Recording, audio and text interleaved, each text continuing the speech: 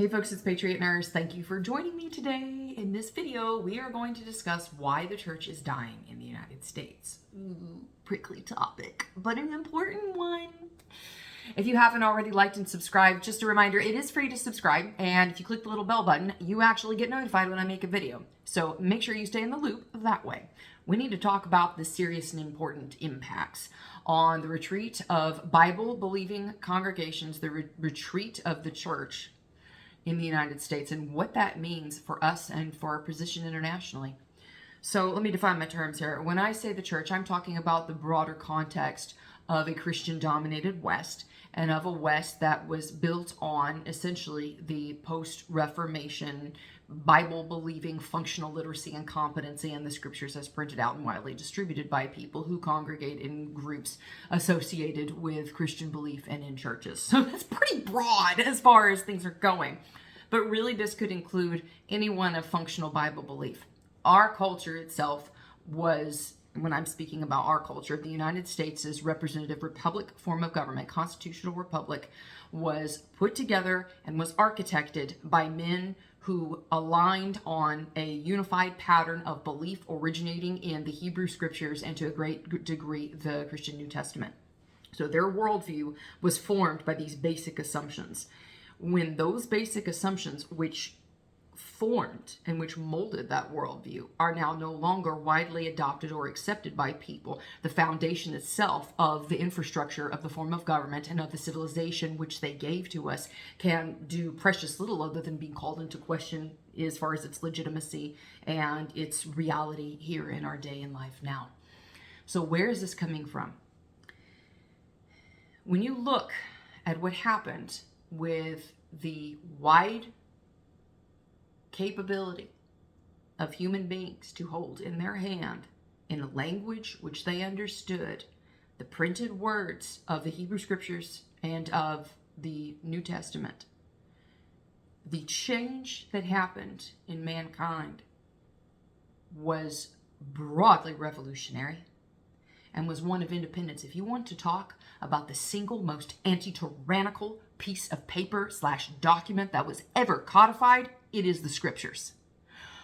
So we can't help but see now the superficial impacts of the church in retreat. And when I say the church in retreat, I am talking about the broader context of Bible-believing people not having A, leadership, and B, sway in a world, particularly in the United States, that was created to function on that base level assumption that people, even if they didn't have full literacy and competency in the scriptures, at least gave the nod and assent to the fact that they were true. When you don't have both a moral and religious people, the Constitution's ability to hold the negative aspects of human behavior at bay breaks down. The Constitution was written for both a moral and religious people. It is wholly unsuited to any other. Over the next decades, I see that the United States is going to wane in power, not as an inevitable function of where it sits historically. That's part of it. But history is rarely inevitable. There are certain moments, certain events throughout history that have stupefying effects in the rate and rapidity of change for which they usher.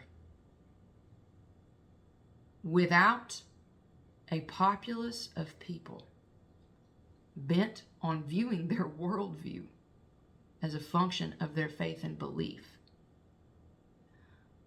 you have a population ripe for subjugation. If they're not holding on to the strongest anti-tyrannical document ever written, how in the world are they going to have a basis with which to push back against it when it's staring at them in the face? Secular humanism going to do it for you? Absolutely not.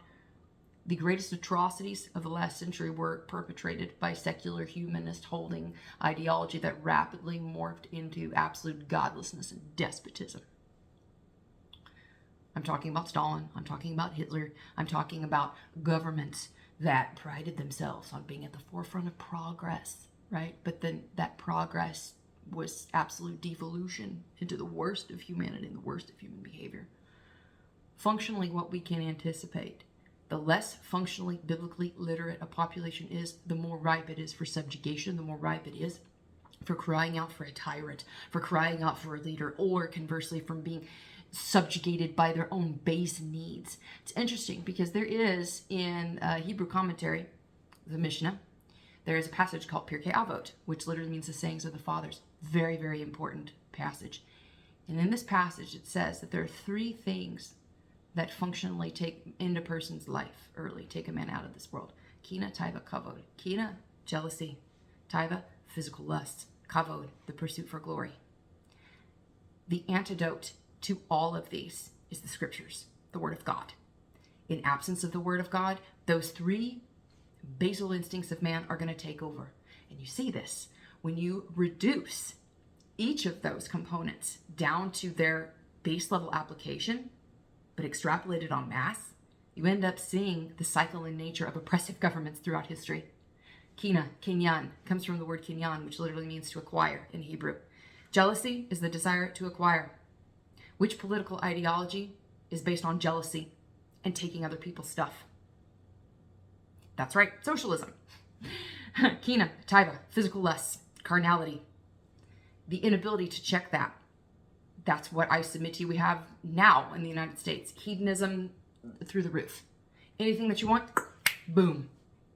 Any type of disgusting, depraved immorality, it's available at your fingertips now. The worst and most basal instincts of mankind, that is the hedonistic Sodom and Gomorrah that we live in. And then there's kavod. Kavod, the lust for glory, for honor, for power. You see, for instance, in nations built on war. I mean, the Roman Empire is actually a pretty good example of this. And when you look at nation states, the Nazi regime, obviously, this was a big part of that. This desire to conquer, to subdue, to have sway and power over people. This is the war-making machine, the lust, the bloodlust. This is what derails nations. So just consequentially, when you take away the scriptures, when you take away the word of God, this is the tendency of the mob, because the mob is a function of the basal instincts of mankind. In the future, as the church, as Bible-believing groups of people are on the retreat and not asserting and standing firmly on the word of God, we are going to see this type of behavior increase. So the question is, as people of Bible belief, whether on the Christian side of the spectrum, on the Jewish side of the spectrum, anyone who holds in the spectrum of Bible belief is going to be challenged in the years to come. Are we going to allow the strongest anti-tyrannical document ever written to fade from our lips, to fade from our minds? Are we going to hold fast to it?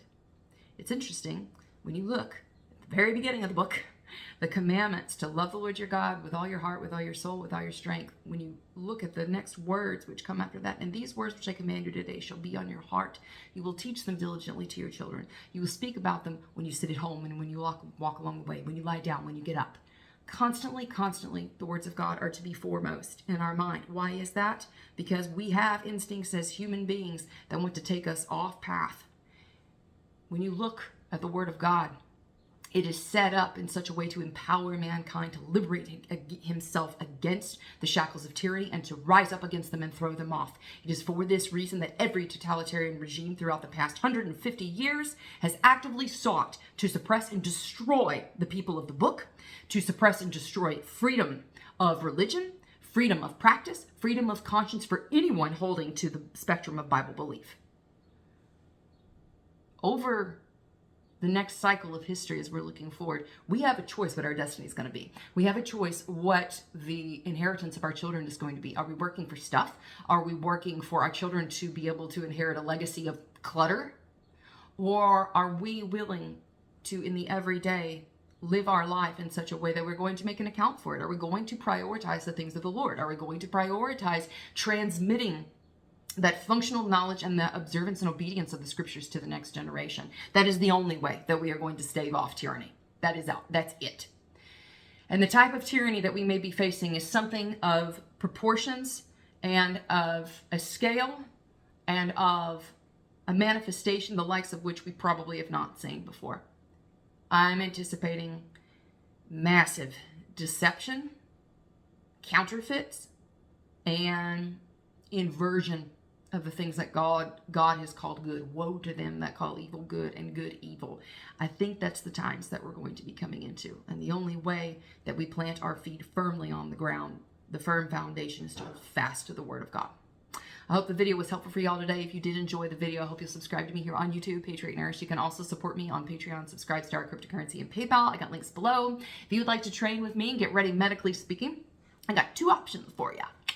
You got a 4-hour class. It's $129. That link is down below in the description box. If you'd like to train with me in an in-person setting, not online, in-person setting, and you want to be able to interact with other people who are like-minded in your area, you totally need to come out to class for a live training session. And I'm going to Knoxville, Tennessee, Keller, Texas, Orem, Utah, Kalispell, Lord willing, will be later this year. But you've got several options, so check out that schedule at the website, thepatriotnurse.com. I hope y'all have a very, very blessed week. For now, it's Patriot Nurse signing off, and I'll see y'all later. Bye.